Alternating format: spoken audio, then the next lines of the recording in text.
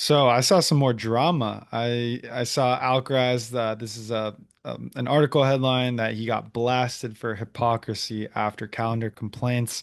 So what happened was Alcaraz spoke to the press about the tournament schedule and how tight it is. You know how tournaments are just one week after another, and that they really need to do something about it. You know, basically spacing out the tournaments, which drew some criticism from Renee Stubbs, and she was quoted saying, like, it's hard to take them seriously when they're like, yes, the schedule needs to be smaller so that I can go play exhibitions in the Miami suburbs. And then you got Djokovic quoted saying this, you can always choose to play less. There are rules imposed for bonus, but you can miss the bonus. Some complain and then some sign up for exhibitions. It's a bit contradictory.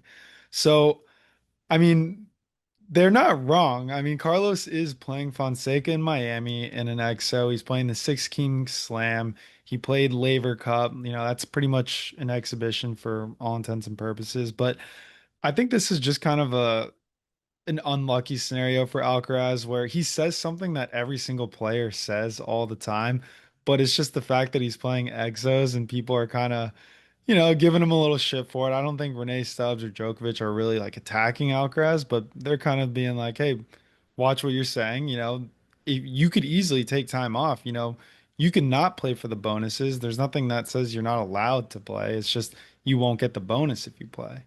Yeah. I think what it comes down to is the perspective that we saw. I remember from Fritz, either it was earlier this year or last year, right?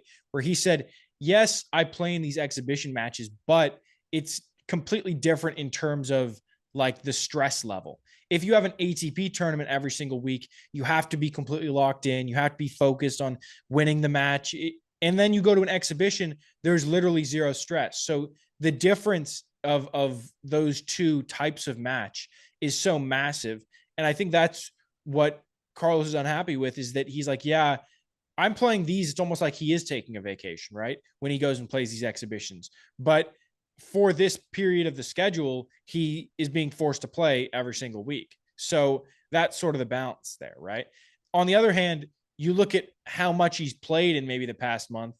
What did he do? He played in the US Open, then he played in the Laver Cup, and then he played in Tokyo. So he played in a really important tournament. Then he played in, like you said, kind of an exhibition, and then he played in another ATP tournament. He hasn't played overly much in the last 2 months. Yeah, no, you're spot on. And I'm calling Laver Cup an exhibition because he made 250,000 just for being there. Like every player did. Well, So I think when you're well, making an appearance fee, go ahead.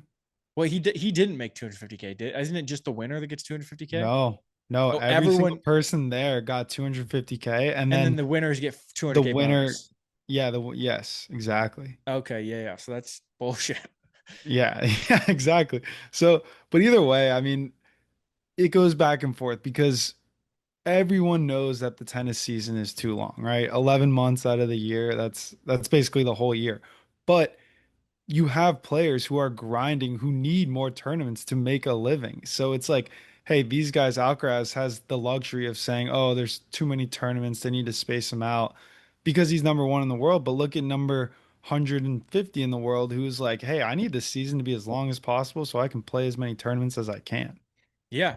I mean, look at Rude. Rude does it. I doubt Rude feels as much burnout given the fact that he skips the whole grass season, Yeah, right? does he just like take July off? Yeah, I mean, you look at Rude, right? It's like he plays in Roland Garros, and then he plays in Wimbledon, and then he plays in like a month later in Canada or something like that. So it's like he takes 3 months and he plays essentially one tournament.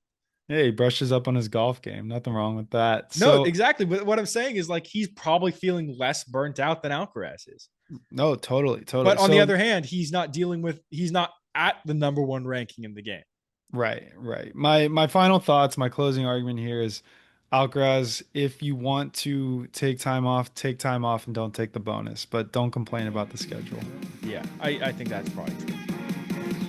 All right, and that's the show. If you're not already subscribed, go ahead and hit that subscribe button. You can find us on Instagram, TikTok, YouTube at Painting Lines Podcast. Feel free to shoot us a DM or email us any questions or thoughts at paintinglinespodcast@gmail.com.